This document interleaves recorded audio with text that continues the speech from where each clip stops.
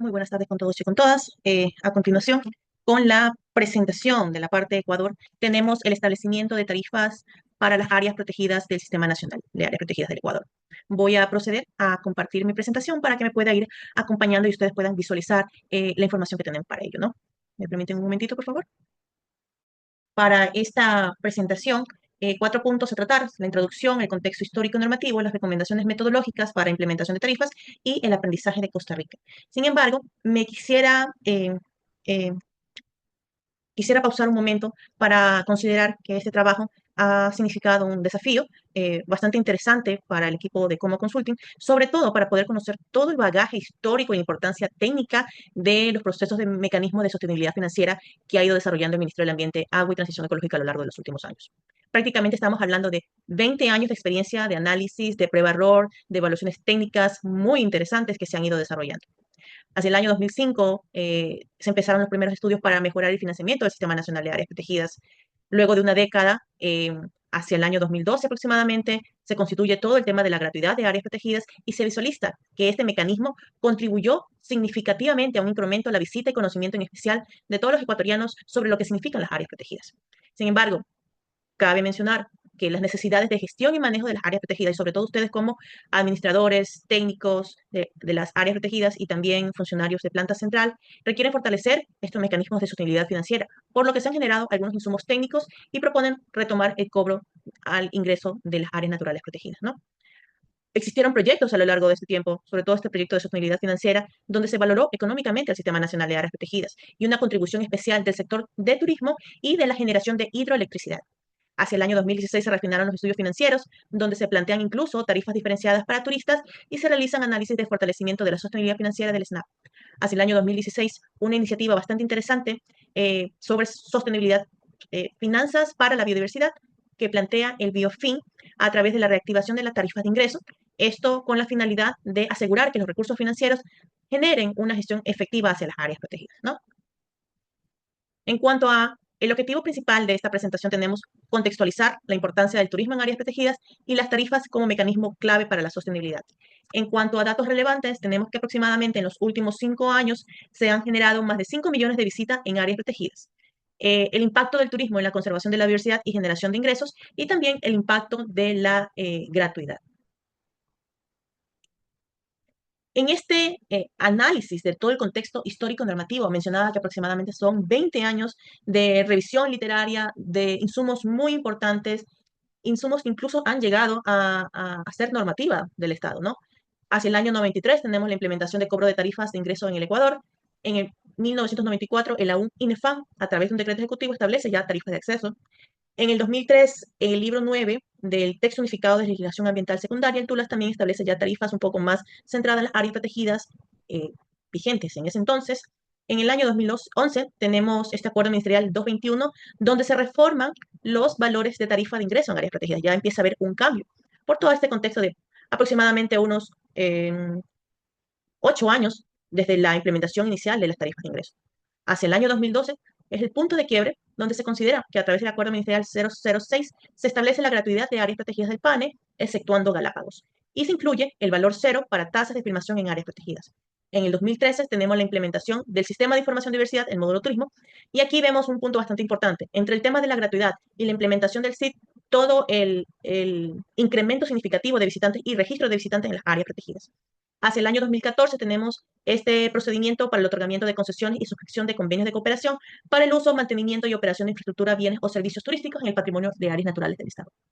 Hacia el año 2015 tenemos la oficialización a través del Acuerdo 010-2015 de metodología del destino en áreas naturales protegidas del Ecuador. Hacia el año 2016 tenemos la oficialización del Reglamento Especial de Turismo en Áreas Naturales Protegidas que regula las tarifas aplicables. En el año 2023, este acuerdo ministerial 030, donde se establece el procedimiento para la delegación por contrato y la suscripción de convenios de cooperación para la prestación de servicios turísticos y de recreación en el subsistema estatal del Estado. También tenemos una reforma al acuerdo interministerial 002 del reglamento de guianza turística y finalmente, hacia el año 2024, la resolución número 009 del Consejo de Gobiernos de Galápagos, donde se establece una nueva tarifa de ingreso de nacionales y extranjeros hacia las áreas naturales protegidas de Galápagos. En cuanto a las recomendaciones metodológicas para la implementación de tarifas, tenemos que considerar qué son las tarifas al turismo, ¿no? Estas tarifas no son nada más y nada menos que una retribución económica que se cobra a los visitantes por el acceso, uso de instalaciones y dentro de un área protegida. Estos se ejecutan por parte de mecanismos de administración. Pueden ser permisos ambientales de actividades de turismo, antes denominadas patentes, y las delegaciones por contrato para la administración de infraestructura y uso de espacios para la prestación de servicios de turismo y recreación, según el Acuerdo Ministerial 0030. Adicionalmente, tenemos el tema de ingreso a áreas protegidas, que, bueno, al momento constituye el tema de la gratuidad. Para este proceso se ha elaborado una guía metodológica muy interesante que nos explica paso a paso todas las recomendaciones a seguir para la implementación de tarifas al turismo en áreas protegidas. En este caso, el proceso para generar la tarifa de turismo por mecanismo de administración, sea delegación por contrato de servicios, bienes o espacios, se ha establecido tres fases principalmente. La fase preliminar tiene tres aspectos: el análisis de situación actual, la evaluación de la metodología a aplicarse, la determinación de valores y formas de recaudación según criterios del tipo de servicios y bienes a áreas protegidas. Durante la fase de toma de decisión, en un segundo nivel, tenemos la presentación de resultados del estudio tomadores de decisión, la publicación del instrumento legal, la difusión del acuerdo ministerial a los gremios turísticos, comunidades y cámaras de turismo, y durante la fase de implementación, la capacitación y control interno, aplicación en las áreas protegidas y finalmente el monitoreo y evaluación de la efectividad de las tarifas de mecanismos de administración. En este proceso, cabe mencionar y detallar de manera general las herramientas con las que se cuenta, ¿no? Todo el tema normativo, donde se basan las tarifas, qué significan las tarifas al turismo que ya habíamos indicado anteriormente, cuáles son las diferencias entre estas tarifas, la tarifa de ingreso y la tarifa por mecanismo de administración, con qué herramientas se cuentan, qué mecanismos de recaudación para estos fondos existen o pudieran existir. Básicamente, corresponde a toda la normativa que ha podido realizarse, desarrollarse y revisarse para esta presentación. Recordemos que en cuanto a la normativa, es importante mencionar la normativa oficial. Tenemos el Código Orgánico de Ambiente con su artículo 24, donde establece la fijación y cobro de tarifas, tasas por servicios y autorizaciones, permisos y demás servicios en el ámbito de su competencia. En el artículo 69 menciona la delegación por competencias, sujetos de derecho privado. En el artículo 74 menciona sobre la excepcionalidad y el artículo 76, delegación de gestión de contrato. Otros acuerdos ministeriales que ya los había mencionado anteriormente, el tema, el acuerdo ministerial 221, donde se modifican los valores de tarifas de ingreso a las áreas protegidas de su sistema estatal, el 006-2012, donde establece la gratuidad de áreas protegidas, el 030 sobre convenios de cooperación, comunas, comunidades, pueblos o nacionalidades indígenas, y la delegación por contratos para personas naturales o personas jurídicas. Otro de los reglamentos a considerar, el Reglamento de Turismo de Áreas Naturales Protegidas para la emisión de permisos ambientales de actividades turísticas terrestres, turísticas marítimas, fluviales y lacustres, de servicios complementarios, y también la consideración de las expatentes de operación turísticas que se mencionaban en el TULES. Adicionalmente, esta normativa es importante revisarla y articularla a la actualidad. Es meritorio mencionar que estas tarifas de turismo corresponden más que nada como una retribución económica por el uso y prestación de servicios en áreas protegidas para las actividades turísticas. Esta contribución permite que personas naturales, jurídicas, comunas, comunidades locales, pueblos indígenas participen en la economía del turismo y al mismo tiempo asegure que los ingresos generados ayuden a la conservación y mantenimiento de las mismas áreas. ¿Con qué herramientas contamos? Se cuenta con el Plan Estratégico del Sistema Nacional de Áreas Protegidas, el Sistema de Información de Diversidad, el Plan de Manejo del Área Protegida y el Plan de Manejo de Visitantes.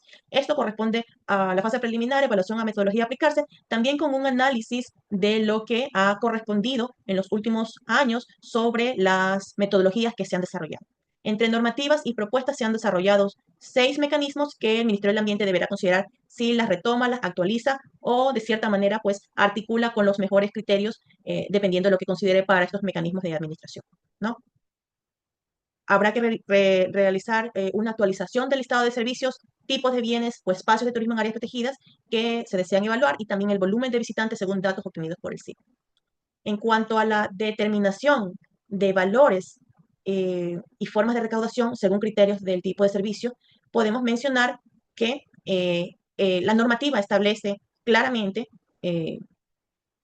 con qué instrumentos se pueden contar. El Decreto Ejecutivo 146-2017 establece la creación del Fondo de Inversión Ambiental Sostenible, el FIAS.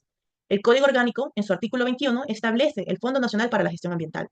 El Código Orgánico de Planificación y Finanzas Públicas establece la recaudación de recursos públicos a través de la banca pública con gestión a través de la cuenta única del Tesoro Nacional. Existen mecanismos desarrollados por desarrollar y que han sido implementados anteriormente con sus diferentes experiencias, que es considerable que el Ministerio del Ambiente, para la aplicación de estas tarifas de turismo por mecanismo de administración, elija la más adecuada para sus intereses. Una vez obtenida este análisis de valores y formas de recaudación, es importante considerar otros estudios que ha realizado el propio Ministerio del Ambiente a través de sus proyectos. El análisis de brecha financiera, la consolidación de la normativa vigente, tanto lo que se establece en el RETAM como lo que se establece en el Acuerdo 030, la actualización de patentes, lo que está determinado en el texto único de legislación secundaria, así como la emisión de un listado de servicios no esenciales para el SNAP, con su respectiva valoración que incluya terrestre, marítimo y fluvial, ¿no? La emisión de procedimientos para el otorgamiento de contratos, convenios, acuerdos y permisos de uso, y la emisión de metodologías de evaluación de procedimientos para otorgar contratos, convenios y acuerdos y permisos de uso. Durante la segunda fase, en la fase de toma de decisiones, habrá que presentar todos los resultados del estudio a los tomadores de decisión. Esta fase es bastante importante y considerando todas las metodologías que el Ministerio del Ambiente, Agua y Transición Ecológica ha desarrollado en los últimos años. En esta fase también habrá que considerar la evaluación de ingresos actuales, las fuentes de ingresos de cada área protegida, como concesiones, permisos, investigación y otras actividades económicas, análisis de costos operativos y las deficiencias en infraestructura y servicios. En cuanto a la publicación del instrumento legal, una vez establecida ya la normativa oficial, eh, deberá eh, publicarse, posteriormente difundir toda la normativa para los actores que se encuentren inmersos en toda esta cadena de valor. Finalmente, para la fase de implementación, tenemos la capacitación y control interno hacia funcionarios del Ministerio de Ambiente, Agua y Transición Ecológica, tanto de planta central como de las áreas protegidas. La aplicación de los mecanismos de administración en sus diferentes servicios, sea delegación por contrato, bienes o espacios para turismo en áreas protegidas, y finalmente el monitoreo y evaluación de la efectividad de las tasas. Es importante que la evaluación ratifique si bien es cierto los valores son los adecuados, el procedimiento es el adecuado o qué estrategias se pueden desarrollar para mejorar cada uno de los procesos. Para el siguiente proceso de la generación de una tarifa de ingreso a las áreas protegidas, si bien es cierto, el mecanismo de análisis es bastante similar, hay ciertos detalles que en este análisis de tarifas de ingreso, retomar el cobro de las tarifas de ingreso lo hace especial, ¿no?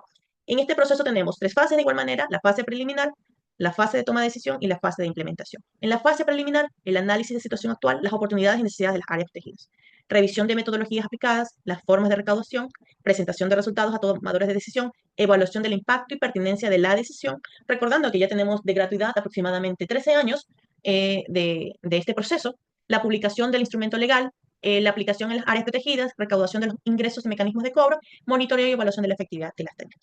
En este sentido, es importante considerar que toda la normativa también se revisa, ¿no? Tenemos la normativa 006-2012 sobre la gratuidad de áreas protegidas, un posible derogamiento, una posible actualización, a través del CODA, sus artículos 21 y 22, con la creación del Fondo Nacional de Gestión Ambiental, el Decreto Ejecutivo 146-2017, la creación del Fondo de Inversión Ambiental Sostenible, el FIAS, creación de normativa de cobro y actualización de tarifas de ingreso. ¿Cuál es el mecanismo de recaudación más eficiente para que estos recursos regresen a las áreas protegidas para ser utilizados, ¿no? Si bien es cierto, hay otros mecanismos sobre la cuenta única del Estado, la cuenta del Tesoro, que toman su proceso a través del Ministerio de Finanzas y luego se determinan hacia fin de año los presupuestos asignados al Ministerio del Ambiente y a su vez el Ministerio del Ambiente deriva los recursos hacia las áreas protegidas, tomando mucho tiempo. ¿Qué herramienta de sostenibilidad financiera se debe analizar aquí, ¿no? Para incrementar la sostenibilidad financiera a largo plazo, la estrategia de sostenibilidad financiera que realizó el Ministerio del Ambiente en el 2015 propone diversificar las fuentes de ingreso y los mecanismos financieros que canalicen todos los fondos obtenidos de diferentes actores, privados y públicos, considerando un balance entre los recursos fiscales. Estos ingresos de autogestión y cooperación internacional a fin de reducir la vulnerabilidad ante eventos externos y su dependencia de los presupuestos gubernamentales que son limitados y variables. Esto es lo que establece la estrategia de sostenibilidad financiera del propio MAT.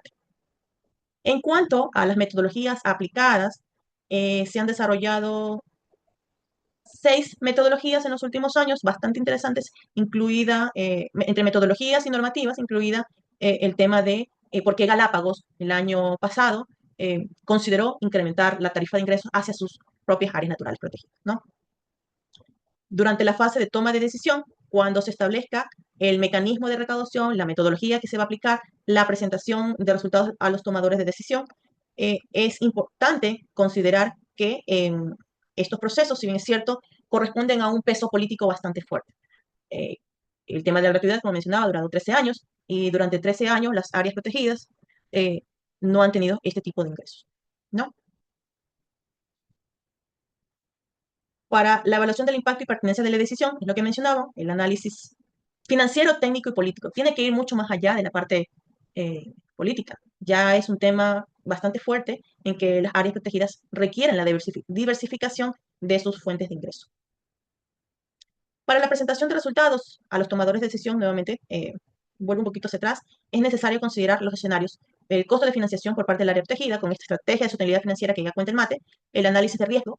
En algunas áreas protegidas, durante la gira técnica que se realizó en junio del año pasado, se consideró el tema del seguro para turistas. Si ya tenemos una tarifa de ingreso en áreas protegidas, durante el pago de esa tarifa, ¿podría considerarse un porcentaje adicional para otorgar un seguro para turistas? ¿Sería interesante, sí o no? Solamente para áreas protegidas que cuenten con una vulnerabilidad más alta, por ejemplo, volcanes o áreas marinas que tengan actividades mucho más fuertes. El tema de competitividad turística también hay que analizar, el índice del precio del consumidor y la inflación.